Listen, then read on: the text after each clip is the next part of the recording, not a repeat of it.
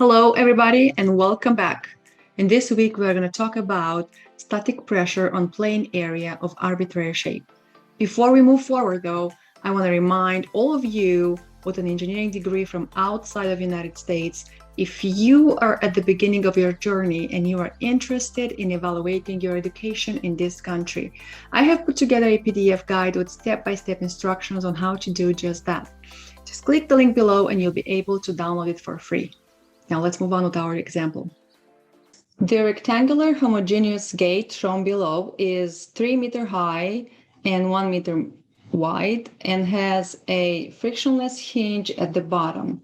If the fluid on the left side of the gate has a density of 1600 kilograms per meter cubed, the magnitude of the force, F, in kilonewtons required to keep the gate closed is most nearly, and we have 4 options. Okay, so let's see how we're going to approach this problem. Let's start by calculating the pressure of the water. I'm going to draw the pressure of the water, if we're going to calculate the diagram, is linear. It grows linearly, right, all the way to this height. And the pressure of water at this point equals to gamma water, right, times this height. I'm just gonna call it h, times h. This is what we know about the vertical pressure. And now the resultant force is going to be equal to, let's call this is F, let's call this resultant, R. And then R will equal to the area of this triangle, which is 1/2, but I will not have enough space. I will do PW times H. Okay, let's calculate the resultant force over here. Have more space, so it's 1/2 times PW equals to gamma water, or actually gamma water is the gamma of the fluid. So it's the gamma of the fluid here. This is P, pressure of the fluid, pressure of the F. So this is my F here. So gamma of the fluid at times H. So this is only this part, right? Gamma fluid times H.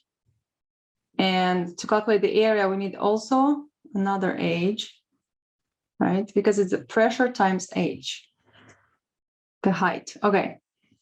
So from here, I'm just gonna go do this again. We have the density of the fluid. So instead of the gamma, I'll write density of the fluid times G times H squared. Okay, so now let's replace and calculate. 1/2 times density of the fluid equals 1600 kilograms over meter cube times G 981 over squared times 3 meter squared equals. And let's calculate that. We have 3 squared, it's going to be 981 multiplied, 1600 multiplied, and divide that by 2. I'm going to have 70,632, and these are going to be newtons. Okay, so now we know the resultant force, and we have to calculate this force over here. In order to do that, let's do the moment about this hinge So moment about this hinge equals 0, resulting in resultant force times, you know that on a triangle, right, we have 1/3 out of h here, and we have 2/3 to the top. So we have resultant force times h over 3 minus our force times h equals 0. From here results the force will be equal to r times h over 3 over h.